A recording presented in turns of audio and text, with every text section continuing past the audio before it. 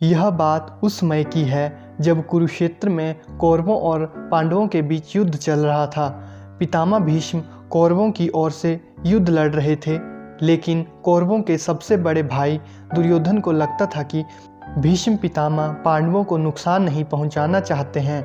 दुर्योधन का मानना था कि पितामह भीष्म बहुत ही शक्तिशाली हैं और पांडवों को मारना उनके लिए बहुत ही आसान है। इसी सोच में डूबा दुर्योधन भीष्म पितामह के पास पहुंचा। दुर्योधन ने पितामह से कहा कि आप पांडवों को मारना नहीं चाहते, इसलिए आप किसी शक्तिशाली हथियार का इस्तेमाल नहीं कर रहे हैं।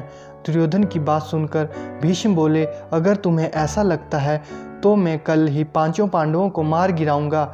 मेरे पास 5 चमत्कारी तीर हैं जिनका उपयोग मैं कल युद्ध में करूंगा। भीष्म पितामह की बात सुनकर दुर्योधन बोला, मुझे आप पर भरोसा नहीं है, इसलिए आप ये 5 चमत्कारी तीर मुझे दे दें, मैं इन्हें अपने कमरे में सुरक्षित रखूंगा।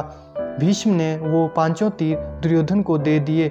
दूसरी ओर श्री कृष्ण को इस बात का पता चल गया। उन्होंने अर्जुन को इस बात की जानकारी दी। अर्जुन यह सुनकर घबरा गए और सोचने लगा कि इस मुसीबत से कैसे बचा जाए। श्री कृष्ण ने अर्जुन को याद दिलाया कि एक बार तुमने दुर्योधन को गंधर्वों से बचाया था। तब दुर्योधन ने तुमसे कहा था कि इस एहसान के बदले तुम भविष्य में मुझसे कुछ भी मांग सकते हो। यह सही समय है, तुम दुर्योधन से वो 5 चमत्कारी तीर मांग लाओ। इसी तरह तुम्हारी और तुम्हारे भाइयों की जान बच सकती है। अर्जुन को श्री कृष्ण की सलाह बिल्कुल अच्छी लगी। उसे दुर्योधन का दिया वचन याद आ गया।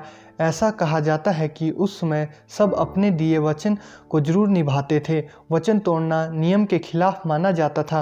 अर्जुन ने जब दुर्योधन को उसका दिया वचन याद दिलाया और 5 तीर मांगे तो दुर्योधन मना नहीं कर सका। दुर्योधन ने अपना वचन निभाया और वो तीर अर्जुन को दे दिए। इस तरह श्री कृष्ण ने अपने भक्त पांडव की रक्षा की।